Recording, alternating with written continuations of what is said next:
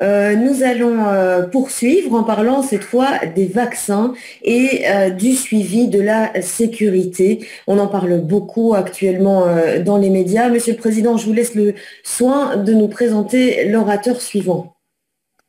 Merci. Donc, merci au professeur Thierry. Et maintenant, nous allons passer la parole au professeur Jean-Michel Donnier, qui est professeur à l'université de Namur, où il enseigne la biopharmacie, ayant fondé d'ailleurs un master en sciences biomédicales orientation pharmacie. Il est issu de l'université de Liège, où il a obtenu son diplôme de pharmacien, puis de docteur en pharmacie.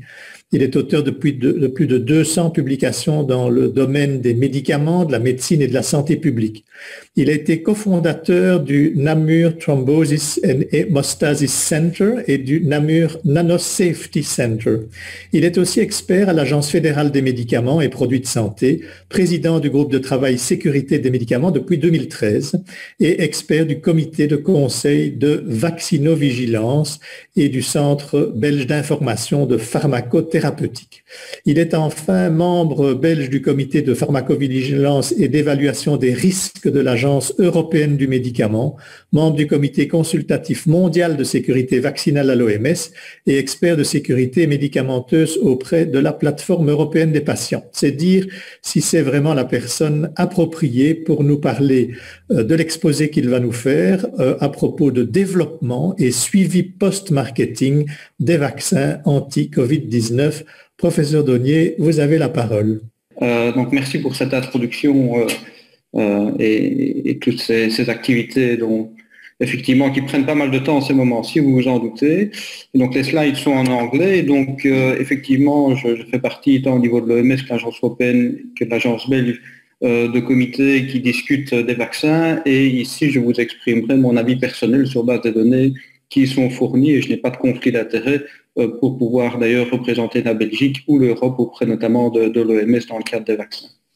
Alors le développement des vaccins, pour ceux qui travaillent dans les vaccins depuis au moins une quinzaine d'années sur l'aspect développement, a ceci d'extraordinaire que non seulement des vaccins ont été développés très vite, mais en nombre particulièrement important. Et si vous prenez le paysage du développement des vaccins spécifiques, donc anti-SARS-CoV-2, vous voyez qu'on a plus de 91 vaccins en études cliniques actuellement et 184 en études précliniques. Ça veut dire qu'on est potentiellement à plus de 250 vaccins qui font l'objet d'études, dont la majorité sont ceux en fait qui n'ont pas encore atteint le marché, à savoir les sous-unités protéiques. Le deuxième, c'est les vecteurs viraux non réplicatifs, c'est le cas notamment des adénovirus.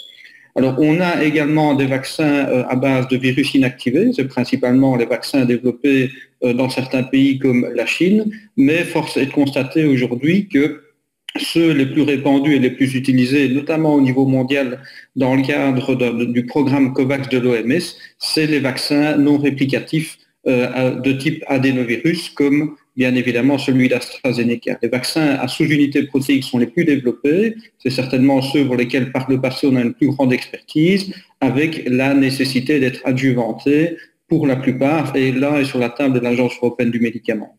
La surprise du chef, comme vous le savez, est venue des vaccins à ARN, puisque si les développements des vaccins à ARN ne sont pas nouveaux, leur stabilisation, leur encapsulation et leur production à grande échelle, elle a bien été évidemment un challenge qui a été relevé par au moins 2 industries pharmaceutiques et d'autres, bien évidemment, comme CureVac, sont en cours de développement. Alors, la stabilité de ces vaccins est particulièrement importante, mais également leur conservation qui pouvait poser problème, aujourd'hui a été relevée en termes de défis et la réaction inflammatoire qui était générée par l'ARN messager est ainsi beaucoup plus limitée.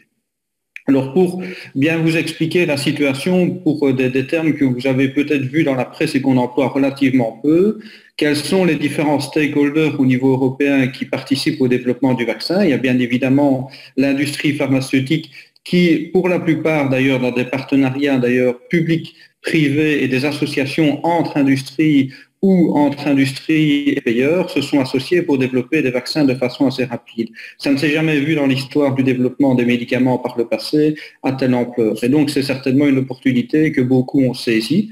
Et ceux-ci travaillent avec l'Agence européenne du médicament où là, deux comités sont majeurs. Celui dans lequel je siège, c'est le comité de pharmacovigilance, notamment d'évaluation des risques, et le comité des médicaments à usage humain. Donc, vous avez entendu beaucoup parler dans les médias du PRAC et plus récemment du CHMP. Et une task force a été également créée à l'Agence européenne du médicament qui regroupe les expertises de différents comités dans lesquels j'ai la chance également de siéger, où on analyse tant les traitements que les vaccins. En fait, la Commission européenne est celle qui octroie l'autorisation de mise sur le marché, ici de façon conditionnelle, et en fait, l'Agence européenne remet une opinion à la Commission européenne, et c'est la Commission européenne qui formellement délivre cette fameuse autorisation de mise sur le marché dans l'ensemble des pays qui constituent l'Europe, à savoir les 27 États membres. Et donc, ce qui est important, c'est que dès qu'une décision est prise au niveau de l'Agence européenne du médicament, elle est suivie de fait dans les pays, les 27 pays européens. Alors, quel est l'état de la vaccination aujourd'hui en Belgique? Et Yvon Angler vous en parlera de façon plus détaillée. On a, comme vous le savez, les deux vaccins ARN messagers, le Comirnaty, qui est le nom commercial du Pfizer, et le Moderna, qui sont les deux vaccins ARN messagers administrés en 2 doses. On vient d'espacer les 2 doses à 5 semaines pour ces 2 vaccins pour gagner en fait des vaccins à pouvoir administrer chez plus de personnes, notamment les premières doses, et c'est des vaccins pour lesquels on a le plus d'expérience en termes d'utilisation, avec des données cliniques qui avaient été déjà particulièrement excellentes et qui ont validé certainement à l'avenir l'utilisation des vaccins ARN messagers dans le développement de vaccins pour d'autres pathologies. Les 2 vaccins adénovirus qui ont été autorisés sont le vaccin AstraZeneca, comme vous le savez, qui est administré à 2 doses. On a recommandé en Belgique l'administration à 12 semaines pour la 2e dose, puisqu'on s'est rendu compte que c'est à ce niveau-là qu'on avait la meilleure efficacité après les 12 semaines, tout en gardant d'ailleurs, et néanmoins, une efficacité après 3 semaines, après la première dose sur les hospitalisations, de l'ordre de 90 à 100%, donc ce qui est assez remarquable. Le 2e vaccin à adénovirus, c'est un adénovirus de type 26, non réplicatif, qui a montré une efficacité, et c'est le seul, et je vais y venir, qui a montré une efficacité très intéressante après une dose, mais notamment sur certains variants, et notamment le variant sud-africain, là où le vaccin AstraZeneca, cliniquement, sur des formes non sévères, a montré une efficacité qui était nettement moindre. Et donc ce vaccin offre un arsenal thérapeutique de la vaccination, une opportunité supplémentaire. Et en fait, pour ceux qui ont l'habitude de lire le New England Journal of Medicine, vous avez vu qu'il y a un décalage, puisque c'est le 21 avril qui a été publié dans le New England Journal of Medicine les données de la phase 3 avec le vaccin Janssen, donc Johnson & Johnson. Et je vous l'ai dit, ce qui est remarquable, vous pouvez aller regarder dans la table 2, c'est les efficacités cliniques sur les variants, le variant sud-africain notamment, et un des variants brésiliens, pas le P1 et le P2, où on a des efficacités cliniques démontrées sur les hospitalisations et les formes sévères de plus de 70, voire 80%, notamment sur le variant sud-africain. Donc ça offre des opportunités particulièrement intéressantes. L'Agence européenne du médicament a également sur sa table le vaccin adénovirus, qui est un double adénovirus, un adénovirus 26 et 5, donc en 2 prises séparées, qui a montré, dont les données ont été publiées également dans le Lancet il y a un certain temps, et qui a montré également une efficacité non négligeable, y compris sur les formes d'ailleurs d'hospitalisation, les formes plus sévères. Et donc on a vraiment un vaccin ici intéressant qui est en cours d'évaluation par l'Agence européenne du médicament. Les 2 vaccins ici sont des vaccins chinois, qui sont des vaccins à virus inactivé, dont les données sont un peu plus limitées, mais qui sont particulièrement utilisées dans toute une série de pays, notamment des pays de Nord-Afrique qui servent de hub à la distribution de ce type de vaccins. Alors, pour ceux qui connaissent un peu le développement des vaccins, vous savez qu'en moyenne, il faut entre 8 et 10 ans pour développer ce type de vaccin, et de façon exceptionnelle, sur base des partenariats et sur base des compétences mises en commun et des financements mis en commun pour développer des vaccins, on est arrivé à développer en moins d'1 an, en fait, 10 mois pour être tout à fait exact, les premiers vaccins qui étaient disponibles dès le mois de décembre dans certains pays, après l'ensemble des phases cliniques. Et c'est là, bien évidemment, qui a été tout le challenge, c'est d'expliquer et de justifier comment est-ce qu'on pouvait développer des vaccins en 10 mois, là où d'habitude, il faut 8 à 10 ans. Si les données non cliniques ont été initialement un peu plus limitées et développées en parallèle des études cliniques, ce qui est intéressant, c'est qu'en fait, la plupart des études cliniques de phase 3 ont été réalisées sur bien plus d'individus que les phases 3 avec les vaccins classiques. Les phases 3 avec les vaccins classiques la moyenne ou la médiane, je dirais, d'individus dans la phase 3 tourne entre 3 000 et 4 000 individus, alors qu'ici, dans les groupes vaccinés, dans les phases 3, on tourne entre 15 000 et 20 000 individus.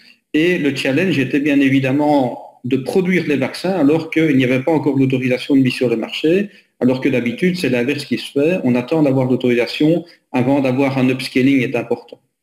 Donc, ce qui a été important au niveau de l'Agence européenne du médicament, de l'OMS, de la FDA et des autorités nationales, c'est de mettre en place un double système qui ne s'est jamais vu. D'une part, un système pour évaluer dans des temps records des vaccins sur base d'un système de revue en continu qu'on appelle un rolling review. Dès que des données étaient disponibles, des données de qualité non clinique, clinique étaient disponibles, elles étaient évaluées et réalimentées dans le système d'évaluation globale pour donner une analyse de balance bénéfice-risque finale et une autorisation de mise sur le marché. Donc ça prend bien évidemment un suivi important et vous allez le voir, les craintes étant celles principalement liées à la sécurité, des systèmes de pharmacovigilance et de suivi ont été mis en place pour permettre de fournir des données très rapidement, non seulement des études cliniques, et on va le voir où elles étaient plus puissantes, mais également dans la vraie vie qui ont permis d'identifier des signaux dont la Belgique est particulièrement fière puisqu'elle a travaillé comme responsable et rapporteur de vaccins ici dont on a identifié des signaux assez intéressants, mais qui ont été mis en avant auprès de l'Agence européenne du médicament et qui a servi aujourd'hui de base pour d'autres pays pour recommander l'utilisation optimale de vaccins. Alors ce qu'il faut savoir, c'est que, et ça c'est important, c'est que les données cliniques ne savent donner que ce qu'elles savent donner. Ça veut dire qu'en termes de puissance, je vous rappelle qu'une étude clinique est réalisée avec un objectif primaire de déterminer si deux traitements comparés ont une efficacité équivalente, supérieure ou non inférieure. Mais en ce qui concerne les données de sécurité, c'est de l'aspect observationnel. On ne conduit pas une étude clinique en termes de puissance pour déterminer des effets indésirables, on observe les effets indésirables. Et comme je vous l'ai dit, voici ici la chance en fait d'observer un effet indésirable de 0,01%, donc un cas sur 10 000. Je vous ai dit que la moyenne avec les vaccins, on tourne aux alentours de 2500 à 5000 développements en termes de puissance en études cliniques. Et donc la chance de rater ces événements indésirables est de l'ordre de 80%. Dans les études cliniques ici avec les vaccins SARS-CoV-2, les vaccins anti-Covid, sur 15 à 20 000 individus, on avait une grande chance de ne pas rater en fait ces effets indésirables. Et c'est vrai qu'on a descendu la barre, entre guillemets, pour identifier des effets indésirables rares. Donc la limite était certainement les effets indésirables d'un cas sur 10 000. Vous allez voir, c'est important en termes de notion de ce qu'on peut identifier. Vous avez certainement l'habitude, pour certains d'entre vous, de travailler avec des études cliniques. Vous pouvez chercher de mémoire le nombre d'études cliniques où vous avez dans votre groupe traité eu à avoir 10 ou 15 000 individus, à part pour les anticoagulants et pour certains vaccins, c'est excessivement rare. Et donc, il a fallu mettre un système de vaccinovigilance qu'on a identifié dans le cadre d'un plan de gestion de risque qui a permis de mettre en évidence des événements qui sont apparus rapidement dans la vraie vie dont on s'attendait, comme les anaphylaxies qui sont apparues rapidement dans la vraie vie avec les vaccins Pfizer et Moderna, avec des fréquences qui ont été rapidement identifiées de l'ordre de 1 cas tous les 100 000, voire un peu plus fréquent d'ailleurs, suivant certaines études pour le vaccin Pfizer et le vaccin Moderna, et ce qui a permis de mettre des systèmes de minimisation de risque de leur utilisation, puisque vous savez qu'on vaccine et on maintient les personnes au moins 15 minutes pour éventuellement leur administrer en cas de choc anaphylactique de l'adrénaline. Alors c'est important, ça marche, puisqu'on a constaté que la plupart des événements apparaissent en dehors des 15 minutes, voire les 30 minutes, et principalement chez des femmes d'ailleurs à plus de 80-90%. Par contre, il y a des risques potentiels qu'on étudie. Les risques potentiels, c'est ceux dont soit on a eu des événements très rares en études cliniques.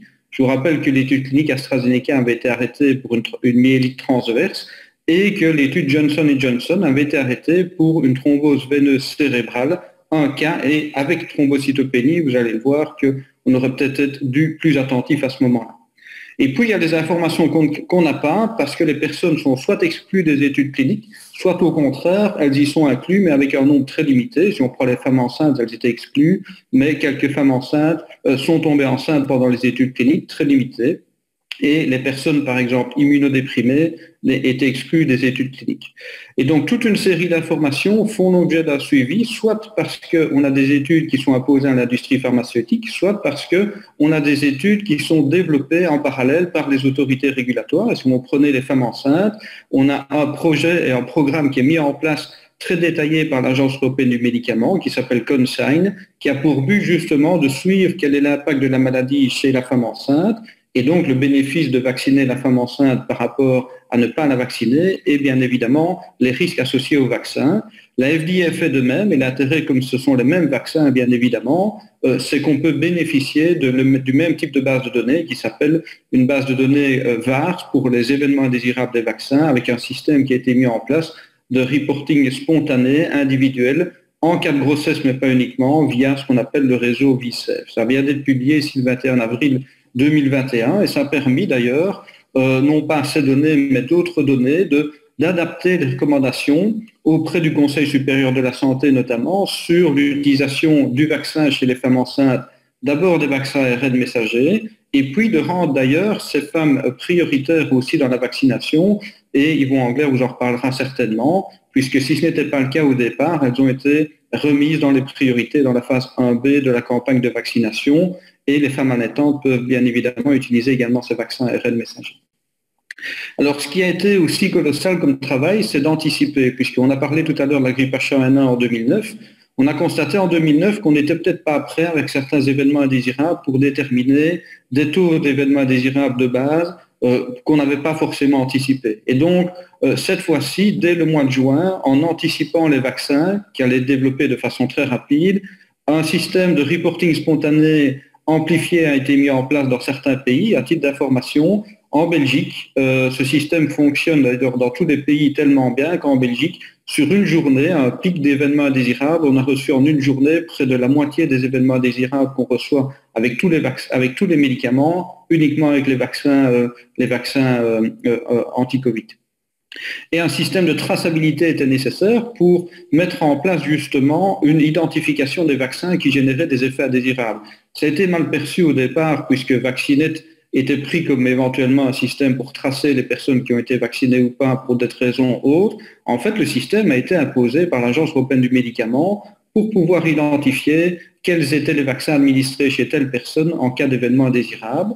Et deux autres collections de données étaient majeures. La collection des données d'exposition des vaccins, non pas le nombre de doses de vaccins qui sont distribuées dans un pays, mais qui sont réellement administrées, ce qui vous permet d'avoir un dénominateur si vous devez déterminer des incidences. Et si vous déterminez des incidences d'un événement indésirable, vous devez les comparer par rapport à un taux d'événements de base qui apparaissent sans la vaccination. Et donc, on a mis en place un système qu'on a appelé Access dès le mois de juin, qui pour toute une série d'événements indésirables d'intérêt, qui n'étaient pas encore apparus, mais qui allaient éventuellement apparaître, devait permettre de donner des données épidémiologiques majeures. Alors, on n'a pas choisi ces événements par hasard. Ils ont été choisis sur base soit de la connaissance qu'on a de la vaccination et d'événements indésirables par le passé. Vous savez très bien que le syndrome de Guillain-Barré a eu notamment des associations pas forcément causales avec certains vaccins. Les anaphylaxies, on sait que dans un cas sur 1 million, si on prend l'ensemble des vaccins, on a ce type d'événements. Et c'est des événements qu'on ne verra certainement pas en études cliniques. Et puis d'autres événements ont été pris sur base de plateformes équivalentes qui ont amené des vaccins, même si ce n'est pas des vaccins dirigés contre le SARS-CoV-2 de manière intéressante. C'est le cas notamment des myocardites. Et à titre d'information, on suit des myocardites, par exemple, actuellement avec les vaccins ARN messagers. Et puis, on a également identifié toute une série d'événements qui pouvaient être liés aussi à la pathologie elle-même, puisque le fait de réinjecter néanmoins un produit qui va exprimer la protéine S peut éventuellement ou pouvait éventuellement avoir un impact sur des pathologies qui étaient induites par le SARS-CoV-2. Et donc, l'ensemble des événements associés au SARS-CoV-2, principalement en aigu, ont été pris en compte. Surtout les événements hématologiques, vous allez voir en quoi ça nous a permis d'identifier des programmes. Alors, sur cette base, vous avez votre numérateur des événements qui vont apparaître. Le dénominateur, vous avez le nombre de doses de vaccins qui vont être administrées. Donc, vous allez pouvoir comparer à des événements qui vont être attendus ou pas par rapport à ce qui est réellement observé dans la vraie vie, indépendamment de la vaccination. Et donc, vous savez faire des analyses de ce qu'on appelle d'imbalance et déterminer si on a un lien possible causal avec le vaccin. Alors pourquoi? Parce qu'il était clair qu'il ne fallait pas être un grand, je dirais, prophète pour savoir que au départ, la couverture vaccinale allait certainement être relativement lente mais continue et allait commencer à générer deux choses. D'une part, des données d'effectiveness, et vous avez vu qu'aujourd'hui, et notamment sur base des données Sensano, rien qu'en Belgique, indépendamment d'Israël par exemple, on réduit les hospitalisations à moins d'1% des personnes en maison de repos, là où on a des vaccinations de plus de 80%. Et donc on voit effectivement dans les groupes vaccinés une réduction de l'efficacité, une réduction de la maladie grâce à l'efficacité des vaccins. Et donc la couverture commence à augmenter. Et qu'est-ce qui apparaît de façon évidente? C'est des événements indésirables rares qui n'ont pas été vus en études cliniques, qui peuvent être soit réels, soit perçus. Alors la conséquence, et vous l'envisagez forcément maintenant avec certains vaccins, bien évidemment, c'est une perte de confiance en la vaccination, avec un risque éventuellement de vagues qui vont revenir, non pas parce que l'épidémiologie de la maladie et des variants uniquement est présente, mais parce qu'on pourrait réduire la couverture vaccinale. Et donc tout le travail de la pharmacovigilance est par souci de transparence, un, d'identifier les cas, deux, de minimiser les risques, ça veut dire les populations chez qui ces cas peuvent apparaître, et trois, de communiquer ces risques et éventuellement travailler avec des alternatives ou les vaccins optimaux pour retrouver une confiance dans la vaccination. Et donc le Vaxzevria est le nom du vaccin commercial d'AstraZeneca qui nous tient en haleine indépendamment des livraisons depuis à peu près un mois, puisqu'on a eu un premier signal dans le courant du mois de mars qui a été mis en place au niveau de l'agence européenne, et la Belgique est en fait le rapporteur de ce vaccin au niveau du PRAC. Et donc on a une équipe au niveau belge qui a géré ce domaine, et on a été vraiment sous le microscope de l'ensemble des pays au niveau mondial, puisque par définition, le vaccin AstraZeneca est un vaccin aussi majeur de COVAX, donc de sa distribution au niveau mondial. Et donc, lors de nos réunions, on a été suivis par l'ensemble des pays, que ce soit le Canada, la FDA, l'Inde, qui utilise énormément le vaccin AstraZeneca, pour voir ce qui allait se passer avec ce signal de thromboembolie qui venait en fait d'un pays qui, par hasard, a informé qu'il pouvait y avoir un problème de l'eau, c'était l'Autriche, avec un vaccin qui amenait une embolie pulmonaire. Et puis la Norvège, en fait, a identifié des cas de thromboembolie un peu particuliers. Donc on a dû faire rapidement, en quelques jours, une analyse de l'ensemble des événements de thromboembolie qu'on retrouvait rapportés dans la base de données centrale européenne. Et ce qui était un peu perturbant, c'est qu'on a eu déjà des thromboses du sinus veineux, donc des thromboses cérébrales, et des thrombocytopénies identifiées seules, ou on va le voir avec avec les CVST, donc les thromboses cérébrales.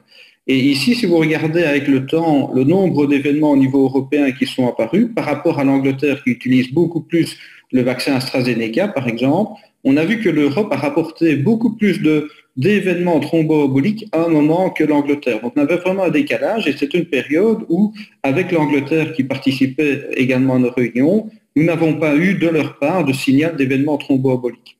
Alors notre attention a été rapidement attirée, sur base d'ailleurs de quelques cas très précis de la Norvège et de l'Allemagne, de thrombose veineuse cérébrale, donc du sinus veineux cérébral, principalement le transverse, où on sait qu'il y a un taux d'incidence de base qui est assez rare, entre 0,22 et 1,57 par 100 000. On sait que l'âge moyen, c'est des populations plus jeunes, et je vous rappelle que AstraZeneca a surtout été utilisé, par exemple, en Belgique au départ chez les moins de 55 ans, et en Allemagne chez les moins de 60 ans, et principalement aussi chez les femmes. Pourquoi? Parce qu'on a d'abord vacciné aussi les professionnels de la santé dans cet âge plus jeune, et donc il était quelque part relativement cohérent d'avoir des maladies qui peuvent apparaître chez les femmes plus jeunes en lien d'association avec la vaccination, et donc c'est ce qui se fait avec les CVST. Il y a une nuance, c'est que les CVST ne sont presque jamais associés à des thrombocytopénies de façon majeure, moins de 7% des cas. Et donc le taux d'incidence de base, si on associe une thrombocytopénie avec une CVST, n'est pas du tout celui-ci. Vous diminuez encore certainement d'un facteur 10, et donc si vous tombez à 0,02 par 100 000 par an, il est clair que c'est des événements qu'on ne voit presque jamais. Et par ailleurs, les facteurs de risque sont assez connus, notamment les facteurs de risque acquis, qui est l'utilisation de contraceptifs, et en partie la grossesse. Vous allez voir que les cas n'ont pas été observés comme ça. Et donc on s'est concentré sur ces cas de ce qu'on appelle CVST, avec, dans la majorité des cas, et là c'était tout à fait anormal, 67% sur les 18 des thrombocytopénies, principalement des femmes, 16 sur les 18 cas initialement rapportés, avec un taux de mortalité relativement important de l'ordre de 30%. Et je vous l'ai dit, on a fait ce qu'on appelle des analyses de base, des analyses de nombre de cas observés par rapport aux cas attendus. Et on a constaté en Europe que sur l'ensemble des cas, on avait des cas qui étaient plus fréquents chez les moins de 55 ans. Et là où on devait avoir un nombre de cas attendus après 14 jours, sur une période de 14 jours après la vaccination, qui tournait aux alentours de 1, on en avait plus d'une dizaine, sachant qu'il y avait ce qu'on appelle un under-reporting. Donc on avait vraiment un signal assez particulier de CVST, de thrombose veineuse cérébrale, et ça c'est indépendamment des thrombocytopénies. Si vous rajoutez des thrombocytopénies, vous diminuez en fait cette incidence de façon encore plus importante, ce taux d'incidence de base, puisque ce sont des événements très rares.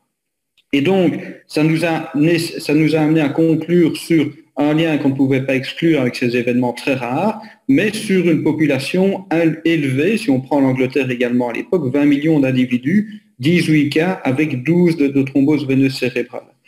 Et donc, rapidement, on a été challengé par toute une série de pays qui ont commencé à limiter l'utilisation d'âge du vaccin à partir de 55 ans. AstraZeneca, ça a été le cas en Belgique, 60 ans en Allemagne, suspendu au Danemark, suspendu en Norvège, à analyser les cas, puisqu'on a eu beaucoup plus de cas qui ont été rapportés de thrombose avec des thrombocytopénies, donc quelques jours après.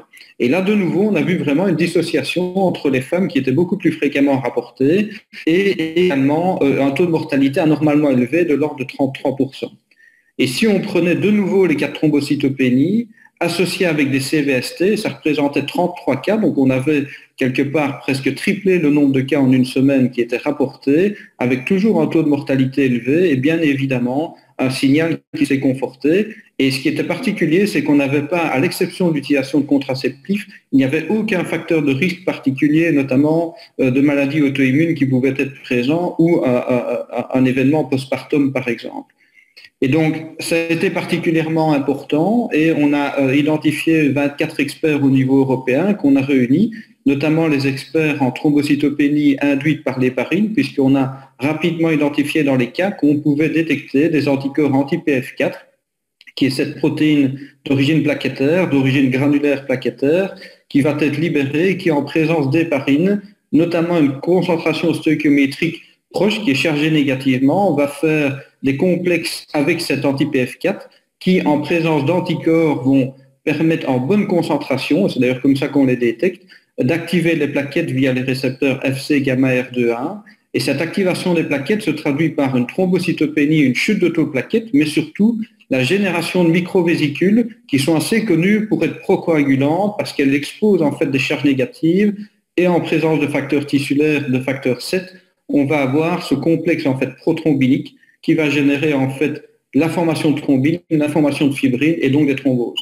La nuance, c'est que ces thromboses nécessitent la présence d'héparine. Ici, on a observé que chez l'ensemble des personnes, il n'y avait pas eu d'utilisation d'héparine avant et on connaît l'existence de ce qu'on appelle un HIT atypique qui apparaît sans héparine chez, par exemple, après certaines chirurgies, après certaines infections, mais le type d'anticorps est en fait relativement différent et surtout le titre d'anticorps est assez différent. Ici, dans la plupart des cas de CVST, on avait vraiment des titres d'anticorps particulièrement élevés.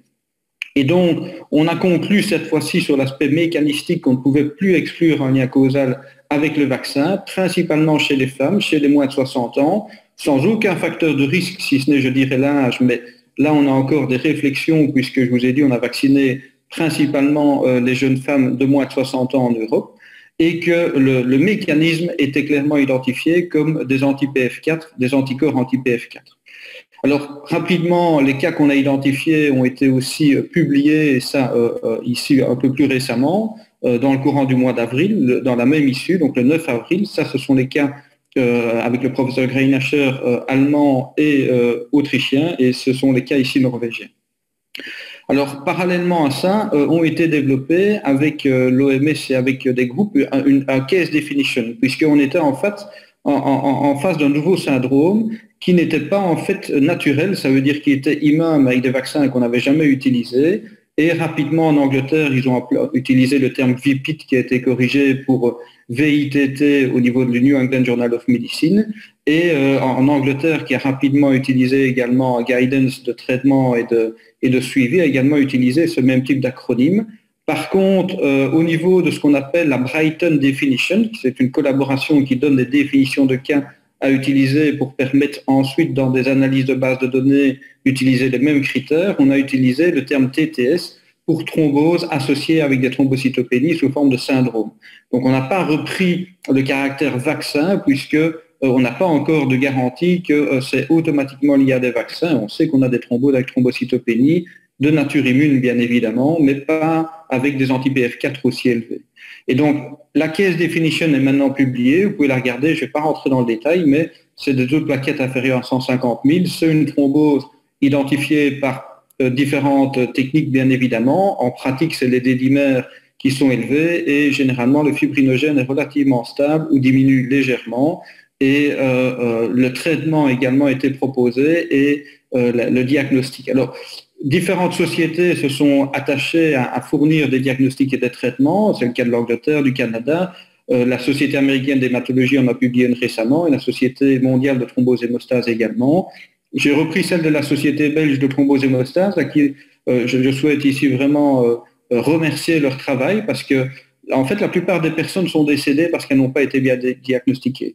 Et donc, tant dans le diagnostic que le traitement, elles ont fourni au niveau belge une façon de diagnostiquer qui était en ligne avec les recommandations certainement internationales. Je vous l'ai dit, avec des taux de plaquettes bas, des D-dimères élevés, un fibrinogène stable, voire légèrement diminué, mais un anti-PF4 positif. Et donc, c'est ce qu'on appelle un test de HIT qui est positif. Si en plus on a un test fonctionnel, c'est pas plus mal. Et donc, ça veut dire quoi? Ça veut dire qu'on ne les traite pas avec l'héparine, on évite une transfusion plaquettaire, on les traite avec des immunoglobulines. Et on va les traiter avec un anticoagulant différent. Ça peut être du fondaparinux par exemple. Et en suivi, forcément, on peut utiliser des DOAC, mais là, c'est débattu actuellement. Mais l'utilisation d'héparine doit être de préférence évitée. Alors, au niveau mondial, c'était des données majeures, et donc là, on les a présentées, et donc à titre personnel, je les ai présentées, parce que c'est le comité où je siège au niveau mondial de l'OMS, puisque je vous l'ai dit, là où les systèmes de pharmacovigilance sont moins bons, il a fallu identifier également ces phénomènes venant principalement d'Europe, donc je vous l'ai dit, 2 pays, la Norvège et surtout l'Allemagne qui est particulièrement touchée, mais également la France qui vient de publier une série de cas supplémentaires. Et ce qui est important, c'est vous montrer l'évolution de la façon dont les cas sont rapportés. Je vous ai dit que quand on a utilisé au 22 mars les cas, des CVST avec ou sans thrombocytopénie, on en avait 2.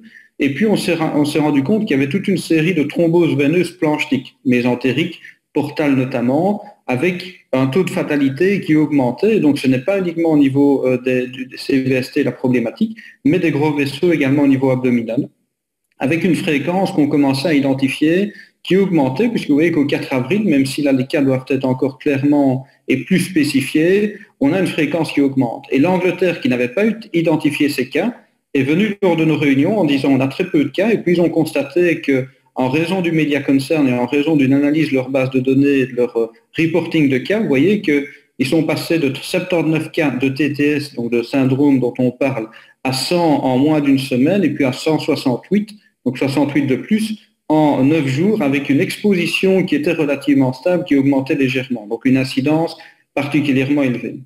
Et donc, ça a amené bien évidemment un certain nombre de conclusions. Qu'est-ce qu'on fait avec le vaccin AstraZeneca? L'Angleterre a limité à 30 ans sur base d'analyse la balance bénéfice-risque. Et hier, au CHMP, on a publié, et l'Agence européenne a publié également une analyse de balance bénéfice-risque. Alors, elle est publiée depuis hier, je ne vais pas rentrer dans le détail, mais l'idée, c'est d'utiliser en fait 3 niveaux d'infection au niveau épidémiologique, 3 niveaux d'événements associés soit à des hospitalisations, des admissions en soins intensifs ou des décès, et d'estimer par rapport au nombre d'événements thrombocytopéniques supplémentaires si on pouvait avoir une balance bénéfice-risque. Alors, il est clair que plus vous avez une incidence élevée du SARS-CoV-2 dans la population, plus à efficacité équivalente, vous allez avoir des cas d'hospitalisation que vous allez réduire si vous avez un vaccin efficace. Et donc, si on prend un taux d'infection élevé, une épidémiologie élevée qui représente à peu près 900 par 100 000 sur une période d'un mois, donc c'est plus que ce qu'on a actuellement, c'était le pic de la deuxième vague. Vous voyez qu'entre 20 et 29 ans, vous avez 2 événements thromboemboliques graves par rapport à 0 décès qui sont observés. Vous voyez qu'entre 30 et 39 ans, on commence à avoir un équilibre, sachant qu'ici, on a ce qu'on appelle un under-reporting. Et c'est à partir de 40 ans, en ce qui concerne ici les décès, qu'on commence à avoir une différence significative entre le bénéfice de la vaccination par rapport au risque. Si vous prenez maintenant un niveau d'infection médian comme on est actuellement, je dirais on est proche de ce qui est ici, puisque c'est au niveau européen, vous voyez que là aussi, entre moins de 30 ans, on a une balance bénéfice-risque sur les décès qui est très très discutable, pour ne pas dire négative.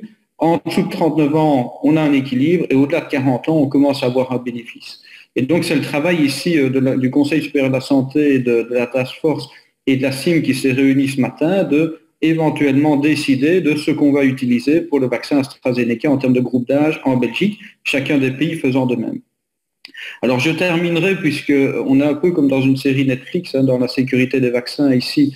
J'ai un épisode tous les 2 jours et on est dans la saison 2 avec le vaccin Janssen.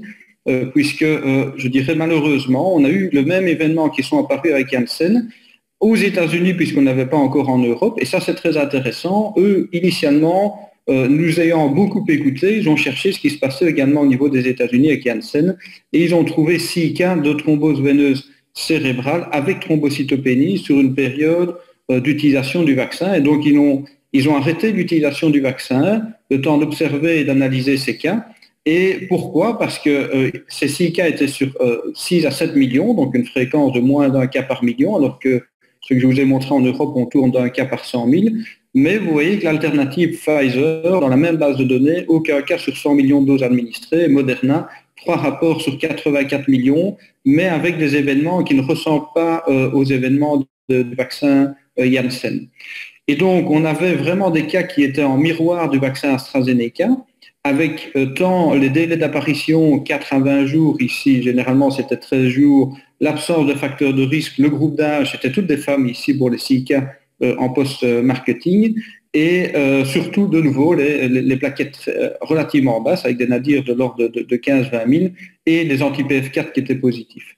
Et donc l'Agence européenne du médicament n'a pas entendu la décision de la FDA pour dire, puisqu'on a les vaccins, nous on doit avoir le même type de recommandation qu'AstraZeneca, même si le nombre de cas est plus limité. Donc c'est ce qu'on a conclu ici le 20 avril, donc cette semaine. Et dans cette nuit, vous avez peut-être vu la FDA, moi j'ai participé à la réunion, visuellement, je dirais cette nuit, la FDA a fait également l'analyse. Ils ont constaté qu'ils avaient non pas 6 ou 7 cas, mais en fait le double, 14 cas, puisque des cas supplémentaires se sont ajoutés, malgré qu'ils avaient suspendu l'utilisation. Et ils vont réutiliser le vaccin Johnson & Johnson avec le même type d'information qui avait été proposé à l'Agence européenne du médicament.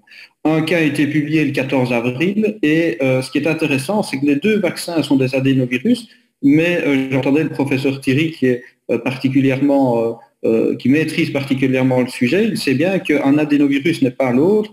Les 2 adénovirus sont différents, le vaccin Janssen et le vaccin AstraZeneca.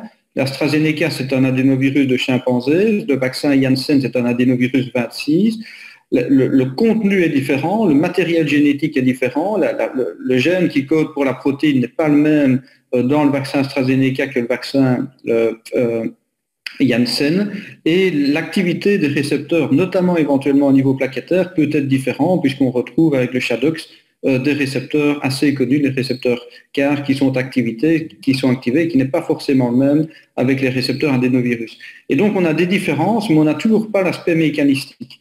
Et l'aspect mécanistique a été ici proposé très récemment aussi, ça a été publié ici sous forme de préprint dans le courant de la semaine passée, où les auteurs, pour le vaccin uniquement AstraZeneca, qui est le professeur Greinacher et Thomas René, qui sont assez experts dans le domaine, estime qu'il y a des constituants du vaccin Shadox, donc du vaccin AstraZeneca, qui vont permettre de former un complexe antigénique effectivement avec le facteur PF4, la production des anticorps qui vont être produits, et notamment l'utilisation d'EDT1 qui est présent dans le vaccin Shadox pourrait faciliter la perméabilité microvasculaire et répandre, entre guillemets, une partie des composantes du vaccin qui vont générer une réaction inflammatoire, le tout générant en fait un milieu propice à une réaction auto-immune qui va amplifier, activer les plaquettes via les récepteurs spécifiques et par ailleurs pourrait activer également les NETs, donc la formation de neutrophiles qui vont libérer leur contenu notamment au niveau chromatine et protéique,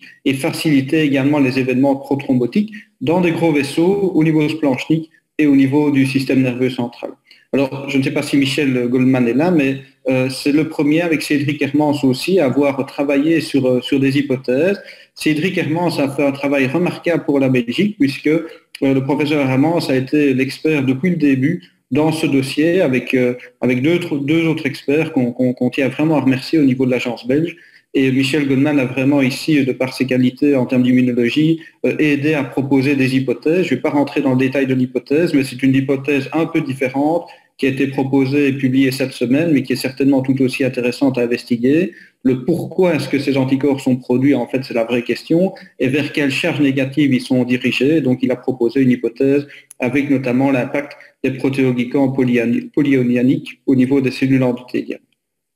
En conclusion, si la maladie elle-même est un challenge majeur, je peux vous assurer que en termes d'opportunités, on en reparlera dans quelques années, ça a révolutionné la médecine tant au niveau de la façon dont on développe des vaccins que de nouveaux vaccins. Le changement et l'utilisation des vaccins ARN va révolutionner certainement la façon dont on développe les vaccins à l'avenir. Ça a permis des collaborations qui n'auraient jamais vu le jour, donc c'est mon côté optimiste certainement. Ça a permis des collaborations entre des instances internationales qui se parlaient relativement peu, c'est le cas de l'OMS, c'est le cas de bailleurs de fonds, et des collaborations de partenariats publics-privés. Alors, bien évidemment, on est dans un système assez challenging puisqu'on nous impose, on s'impose une transparence maximale. C'est la seule possibilité pour communiquer. Alors, le revers du médaille, c'est comme on publie tout, les évaluations sont publiées, l'ensemble des données sont publiées. Chaque jour, forcément, c'est repris dans les médias qui amplifient parfois peut-être les risques en oubliant les bénéfices de la vaccination. Il est important de recontextualiser vraiment les bénéfices de la vaccination, puisque le seul moyen de prévenir au mieux les thromboses dans quel que soit le pays, c'est certainement de vacciner, puisque comme vous le savez, la Covid-19 est associée chez les personnes hospitalisées à au minimum 15% de thromboses. Et donc globalement, la vaccination va prévenir les thromboses. Et ici, on parle d'événements particulièrement rares. Ici, vous voyez que ce n'est pas nouveau les associations anti-vaccins, mais la seule possibilité, c'est d'être transparent et de communiquer et montrer qu'on a un système de pharmacovigilance efficace. Et donc, je termine par là. Moi, j'ai participé à la rédaction avec l'OMS de ce document qui donne pas mal d'informations sur la façon dont on peut également communiquer, identifier justement les risques. Et on a certainement développé aussi la pharmacovigilance à un niveau jamais aussi élevé pour les vaccins, ce qui amène bien évidemment en termes de transparence des informations qui sont reprises tant par les médias que par les anti-vaccins, mais il faut passer par là pour montrer aussi le travail qui est fait pour le suivi de ces vaccins. Donc, je voulais remercier aussi l'ensemble des membres de la FMPS, notamment Jamila Amdani, qui fait partie de l'Association royale de médecine, qui a géré vraiment une équipe d'évaluateurs qui a été remerciée l'ensemble des pays du monde, je peux vous le dire, parce qu'on a suivi l'ensemble des travaux qu'on proposait. Le professeur Cédric Hermans et le docteur Bérangère de Vallée et Janine Coignet du CHU de Liège, qui ont été des experts aussi très très relevants dans le cadre des cas qu'on devait analyser. Je vous remercie de votre attention. Alors, une question d'Yves Béguin, professeur Béguin. Bonjour. Oui, bonjour. Moi, j'avais une question pour Jean-Michel Donnier. Donc, il a très bien expliqué les cas de TTS qui sont des complications dramatiques, heureusement extrêmement rares. Je voulais poser une question à propos des cas de thrombose en général, puisque dans l'étude AstraZeneca de départ, il y avait un petit peu moins d'événements thrombotiques chez les vaccinés par rapport aux personnes non vaccinées. Je voulais savoir si ces données sont confirmées dans les analyses, puisque j'imagine que ça a été regardé également, et si l'explication était simplement qu'on évitait les thromboses induites par les formes sévères de la Covid-19 ou si c'était une autre explication, au cas où ces données en tout cas sont confirmées actuellement. Merci pour cette question. Donc, effectivement, on a fait des méta-analyses des études cliniques de l'ensemble des vaccins sur les risques thrombotiques sur base de leurs données cliniques. Et paradoxalement, AstraZeneca était celui qui tirait le bas vers le bas les données, puisque dans les études cliniques, on avait moins de thromboses. Alors, ce n'est pas des thromboses chez les personnes Covid, donc c'est des thromboses en général, indépendamment d'une Covid. Et d'ailleurs, c'était principalement des thromboses veineuses profondes qu'on a observées. Et donc, on sait que ce n'est pas un risque majeur des thromboses veineuses profondes avec le Covid, c'est principalement notamment les thromboses pulmonaires particulières. Par contre, on a observé dans les cas rapportés les thromboses classiques, indépendamment des thromboses veineuses de grande taille, donc les CVST, les veineuses blanchiques, et avec ou sans thrombocytopénie. Et là, on constate qu'on a une légère également augmentation, un signal, chez les moins de 49 ans, que ce soit hommes ou femmes, de thrombose en général avec le vaccin AstraZeneca en termes de signal. Mais le signal est beaucoup moins important que ce qu'on a avec les CVST, avec ou sans thrombocytopénie, et les thromboses blanchiques. Et donc, on n'exclut pas que mécanistiquement, il peut se passer également quelque chose sur les thromboses en général, mais là, le signal est beaucoup plus léger.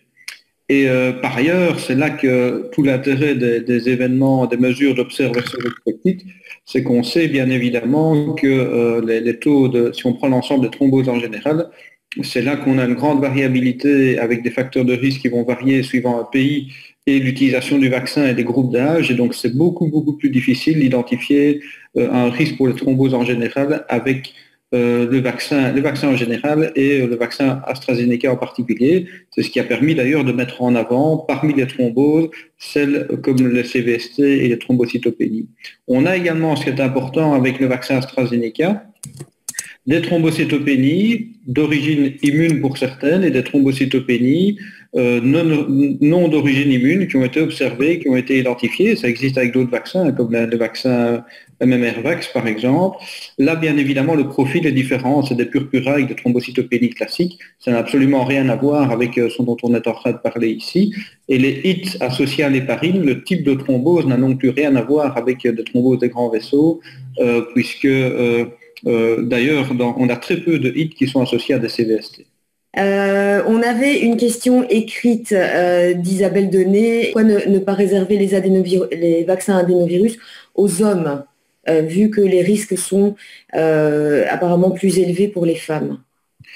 Donc, comme je l'ai mentionné, où on a un peu plus d'évidence, c'est sur l'âge. En ce qui concerne le genre, même si, notamment avec le vaccin Johnson & Johnson, j'ai mentionné que les 6 cas, c'était uniquement chez les femmes. En ce qui concerne le vaccin AstraZeneca, maintenant, il commence à y avoir un équilibre qui s'établit un peu plus. Si on prend l'Angleterre, par exemple, l'ensemble de leurs cas, il n'y a pas une disproportion aussi importante, notamment entre les hommes et les femmes. Sachant que, par ailleurs, ce risque de thrombose, même si, indépendamment du risque humain, est quand même plus fréquent chez les femmes, on ne peut pas exclure, c'est le moins qu'on puisse dire, le risque chez les hommes. Et donc, si on devait stratifier le risque chez les hommes par rapport à l'exposition du vaccin chez les hommes, on aurait également un signal aussi, puisque ces événements, même s'ils sont rares, sont anormalement disproportionnés chez les hommes aussi, indépendamment des femmes. Donc, ce ne serait pas résoudre le problème, certainement.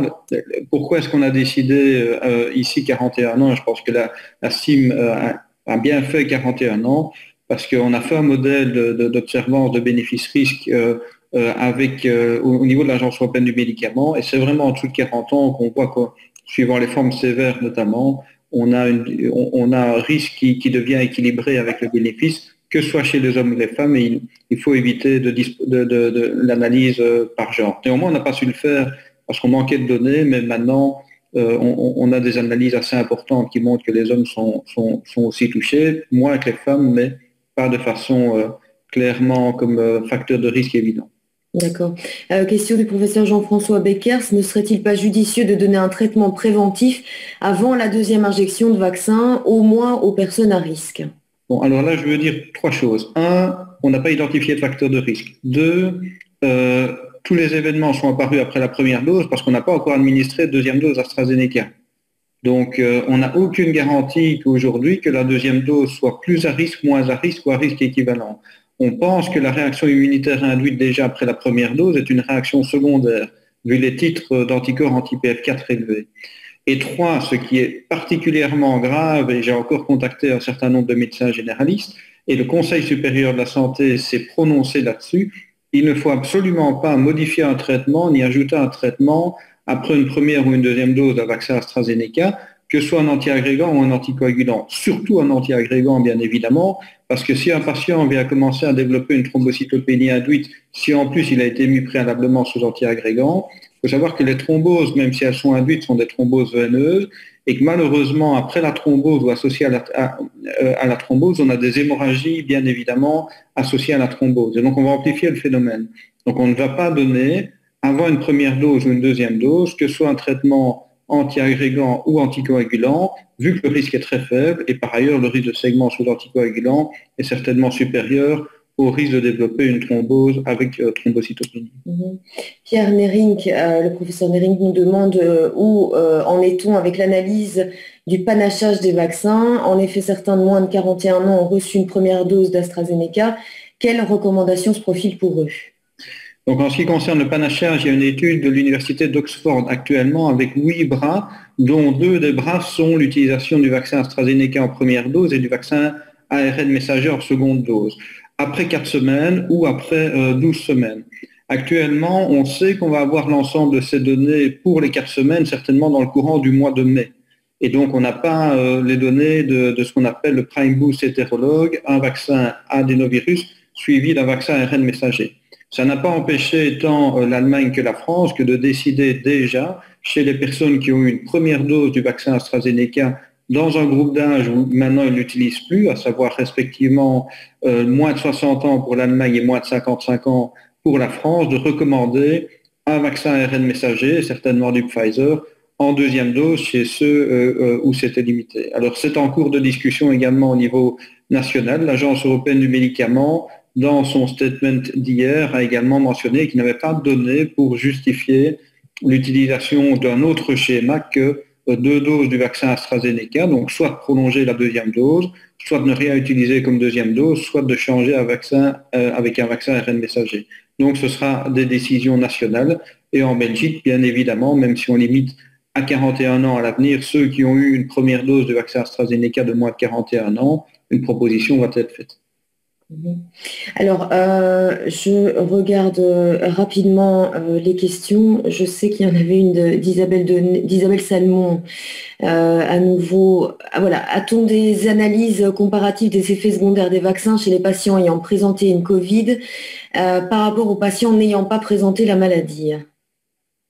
Oui, donc ça c'est en général certainement, mais vous savez qu'à juste titre, maintenant les données abondent dans le sens où ceux qui ont eu un Covid par le passé, avec une seule dose d'un vaccin, notamment un vaccin ARN, ont des titres, une réponse immunitaire déjà nettement satisfaisante, voire même plus satisfaisante que chez ceux qui n'ont pas fait le Covid et qui auraient 2 doses de vaccin ARN messager. Et certaines études montrent aussi que dans ce cadre-là, l'utilisation notamment de la deuxième dose peut entraîner des effets indésirables qui seraient éventuellement plus fréquents. Ce n'est pas en ligne avec les études cliniques, notamment avec le vaccin Moderna, où on montre que la deuxième dose, même chez ceux qui ont eu une PCR positive par le passé, et donc une sérologie positive également, on n'observe pas d'événements indésirables plus importants chez ceux-là. En ce qui concerne les événements prothrombotiques, ça c'est important. Comme on avait des craintes au départ que, vous savez, qu'on en apprend tous les jours avec le Covid, notamment au niveau prothrombotique, que c'était dans le cadre d'un Covid long, on a constaté, il y a une étude qui a constaté que si on a fait un Covid par le passé asymptomatique, on peut développer des formes de thrombose, y compris des formes de thrombose rares, malgré qu'on ait été asymptomatique. Donc on a, même en l'absence éventuellement de PCR, si on se rend compte que des personnes ont une sérologie positive, et on commence à avoir des données qui montrent de façon longue, même chez des asymptomatiques SARS-CoV-2 positifs, des thromboses un peu particulières. Or, dans tous les cas qu'on a eu, en tout cas dans une grande majorité des cas, des thromboses veineuses cérébrales avec thrombocytopénie, on a identifié que presque aucun n'avait eu un Covid actuel ou par le passé, donc des PCR négatives et des sérologies négatives, avec la nucléocapside qu'on va chercher pour exclure forcément la sérologie positive du vaccin. Et donc, voilà les informations actuelles. Professeur Casimir, Monsieur le Président, est-ce que vous aviez une question, me semble-t-il, pour le professeur Donnier? Et après, vous pourrez... après, ce sera au professeur Fouaddar et on va conclure donc avec vous ce chapitre des questions-réponses. J'espère que certains d'entre vous ne sont pas déçus. Si vous avez des questions, Pour le professeur Denier ou pour le professeur Angler qui reste en suspens, n'hésitez pas à les envoyer, vous savez, à contact@armb.be et nous les transférerons. Ça vous donnera un petit peu de travail par la suite, mais j'imagine que en quelques secondes, peut-être vous pouvez répondre. Professeur Casimir. Oui, on a répondu à plusieurs des questions que je voulais poser. Je voulais simplement souligner ici combien c'était important devant un public ici de personnes qui connaissent déjà pas mal le problème d'être documenté comme nous l'avons encore été ce matin et dans toute une série de nuances par des personnes qui connaissent extrêmement bien le dossier. Et donc, je pense qu'il y a quand même un certain déficit au niveau de la presse en général par rapport à des présentations qui soient nuancées, très pédagogiques sur le plan statistique, qui nous aideraient encore probablement à faire pénétrer davantage l'intérêt. Alors, c'est pas facile, je vous l'accorde, parce qu'il y a des anti-vaccins, mais je pense qu'il y a, me semble-t-il, un certain déficit encore au niveau de la presse par rapport à l'information qu'on peut donner, aussi remarquable que celle que nous avons eue aujourd'hui. C'était un commentaire que je voulais faire. Merci, professeur Casimir. Professeur Denier, merci d'avoir été avec nous malgré ce timing, on le sait, très serré, très chargé pour vous pour le moment.